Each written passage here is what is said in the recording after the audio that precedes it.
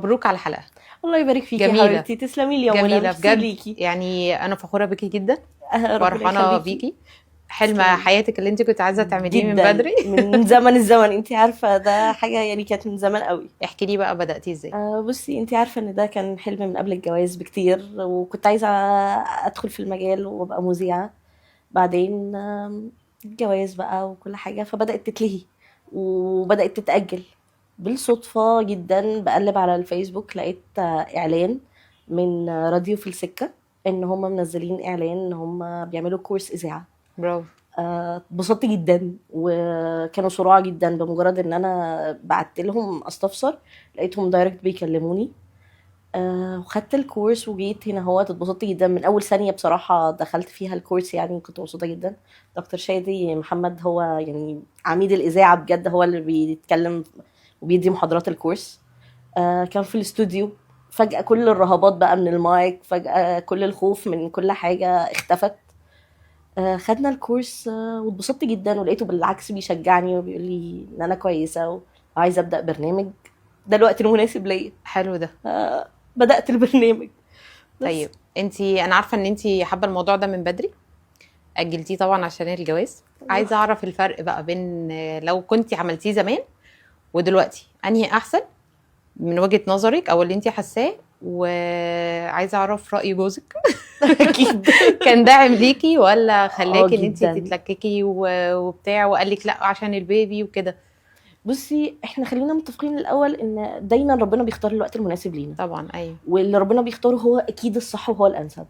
لو كان حصل زمان يمكن ما كنتش ابقى جريئه ولا كنت ممكن اخد الخطوه مع يعني. ان كان شغفك زمان جدا، جامد. بس كنت كشه جدا من المايك وكنت خايفه قوي من الفكره. مم. بعدين بعد الجواز طبعا انا يعني كان الجواز والحمل بسرعه جدا، ما لحقتش اعمل اي حاجه زي ما انت عارفه. فبعد ما ابني بدا بيشد حيله كده شويه، رحت لجوزي قلت له الكورس لقيته، ايه تمام. الاخبار؟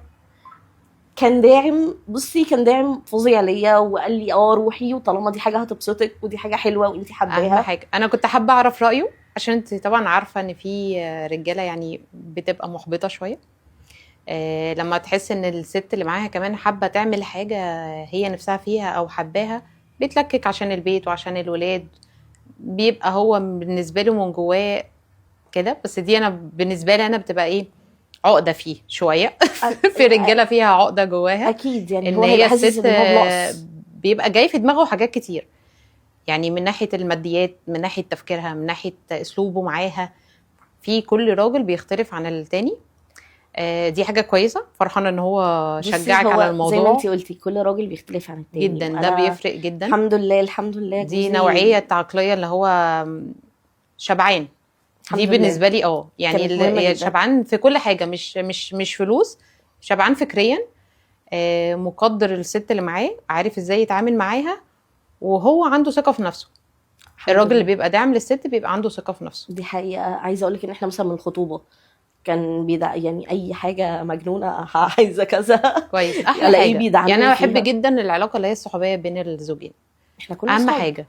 فلما بقينا متجوزين فكنا ما انا بشوفها اهم متفاهمين حاجه، ان هي بتنجح العلاقه جدا بينهم، تبقى كل حاجه بينهم طبيعيه جدا. مش مصطنعه. وعايزه اقول لك ان لما بيبقى في اي حاجه بروح الجا له هو اول واحد.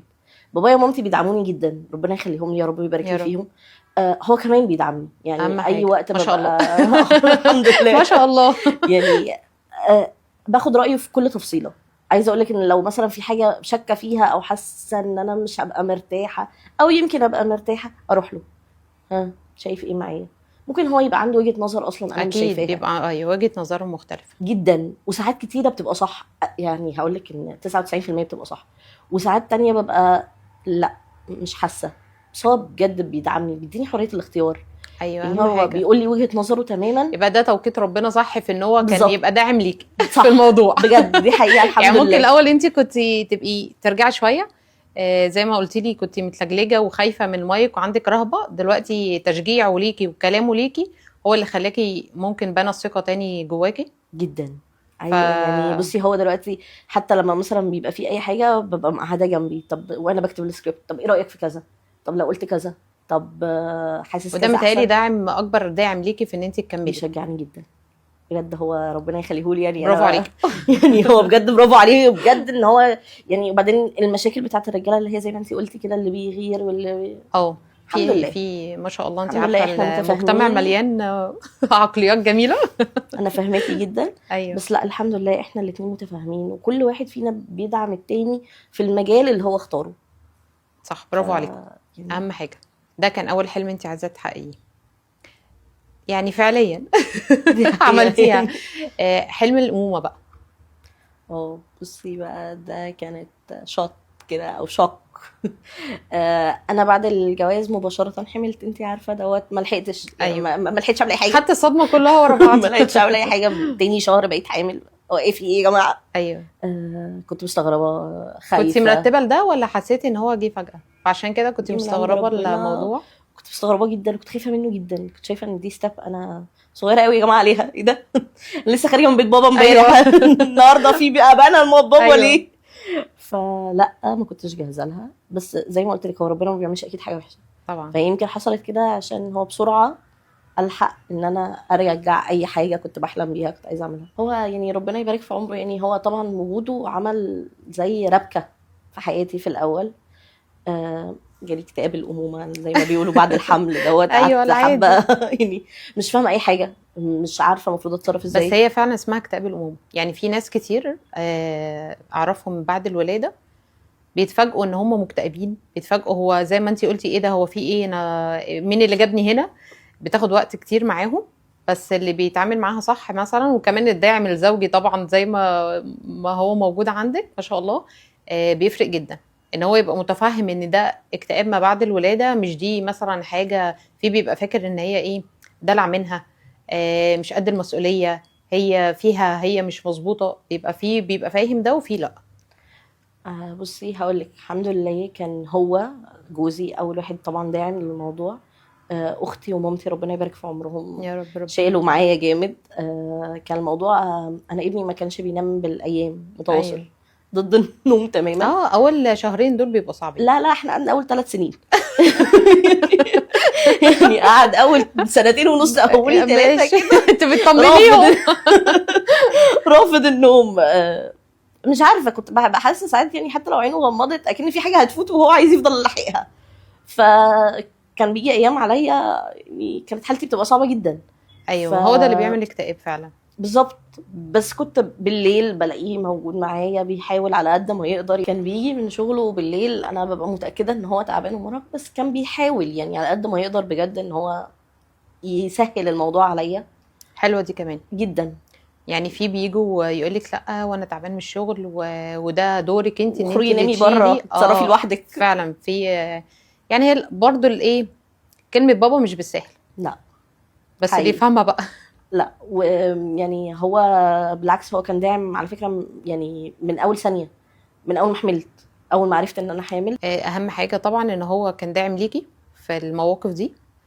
في شخصيات انت عارفه ان هي بتبقى ايه، بترسم المثاليه، وفي الاخر بيتفاجئوا بعد كده ان في شخصيه غير.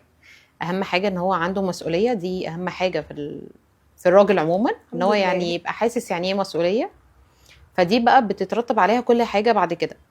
دي حقيقه.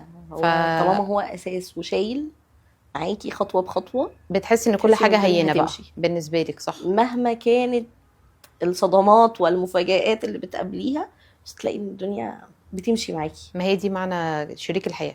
صح عندك هي حق. دي اهم حاجه فعلا، ان هي تتسمى تحت شريك الحياه، مش اسم بس كده، لا يبقى اسم على مسمى. قولي لي بقى يوسف عمل ايه اول ما نزلتيه الحضانه؟ هقولك حاجة، في الأول زي أي طفل هنفصله عن مامته اللي قاعد معاها طول الوقت في البيت، لأ وبنعيط.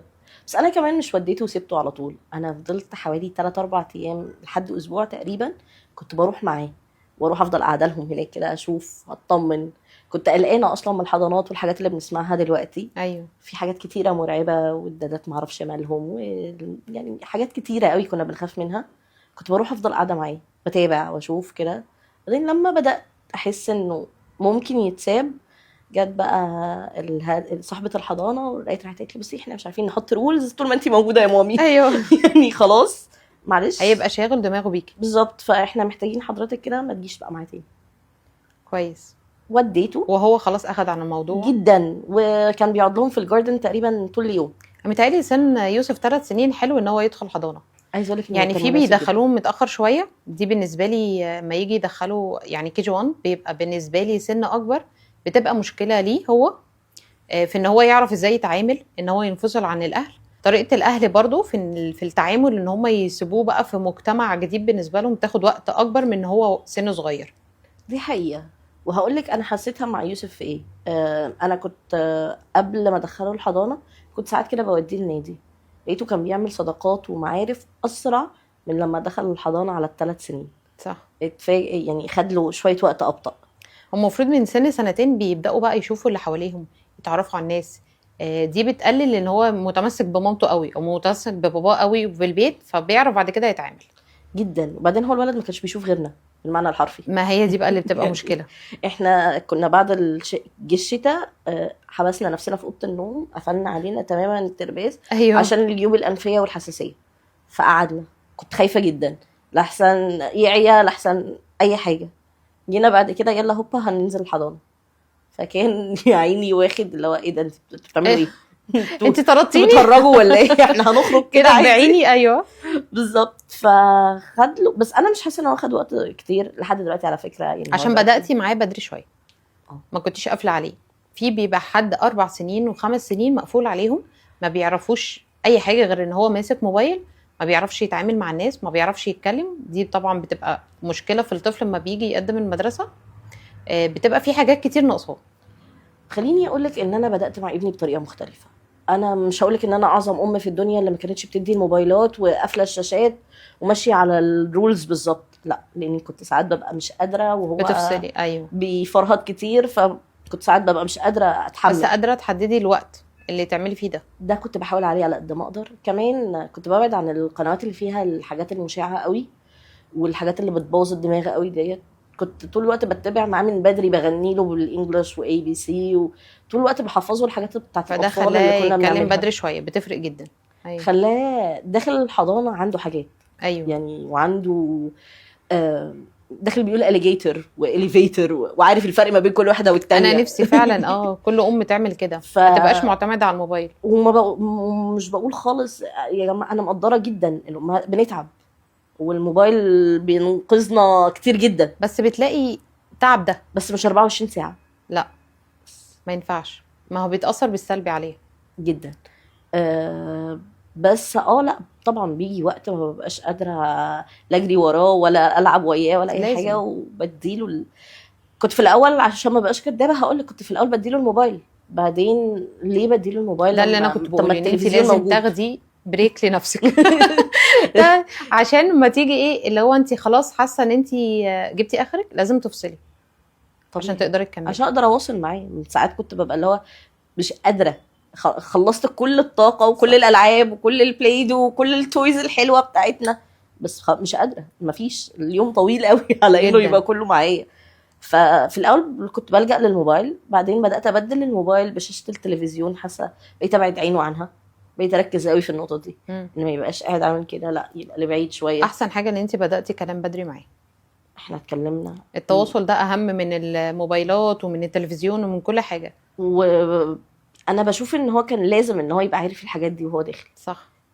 صحيح هو مثلا عنده مشكله مع القلم، لان انا ما كنتش عارفه اعمل ده في البيت. ايوه بس الحضانه انا شايفه ان هي ما شاء الله شغاله معاه وهو قادر يستوعب ده. مع مجهودك برضو اكيد مش هتوقفيه. لا يا ريت كان ينفع. كنت جريت. ممكن يكون ده عامل يعني 50% حضانه و50% في الام. اكيد بتبقى لازم مقسومه على الاتنين، ما بتعتمديش على الحضانه قوي او المدرسه قوي او على ان هو يسمع وخلاص. لازم يبقى في تواصل برضو بينكم. لازم اقول له عايزه اقول لك الحضانه بتبعت لي كل يوم في الريبورت بوك بتاعه ايه اللي خده، والصور بيقولوا لي بيها على الواتساب يوميا ايه الحاجات اللي عشان تقدري تكملي اللي هم لما بيروح البيت بفرجوا الفيديوز بتاعته، بوري له هو قد ايه شاطر، باخد الكلام دوت اقعد اراجع معاه اللي هو قاله، وانا بتحرك كده بشوف الطبيخ، بشوف الحركه دي بتشجعه جدا جدا, جداً. بيبقى مبسوط قوي ان هو عارف ان يعني كانوا جايبين له ميوزك تيتشر، مدرسه موسيقى، فقاعده بتلعب لهم على البيانو، فقعدوا بيغنوا باسمه، فرحت بغني له الاغنيه في البيت انا باسمه، اتبسط جدا انبهار. جدا، اللي هو انت عرفتي أيوة. انت ما كنتيش موجوده بس عرفتي. ايوه فلاقيني متابعه معاه، فلقيته بدا هو كمان بيسقف معايا، اللي هو بس مثلا من غير ما اروح اقول له مش انت عملت كذا النهارده. أنا دي بقى بتبدا اللي هي ايه، تفتح حوار بينكم من الصور. بالظبط. يعني احنا مخلين ان انا ابقى بتابع الحضانه وبنتابع انت عملت ايه في يومك من الصور. انا شايفه ان دي حاجه حلوه جدا الحضانه بتعملها برضه. حلوه قوي الفكره دي، عجبتني. اه لازم بصراحة تقولي لي اسم الحضانه. هقولها لك بقى بعد الحلقه على طول. لازم. ويا ريت كل الحضانات اصلا تعمل كده، لان بتبقى تشجيع جامد جدا للولاد، وبتفرق في مستواهم.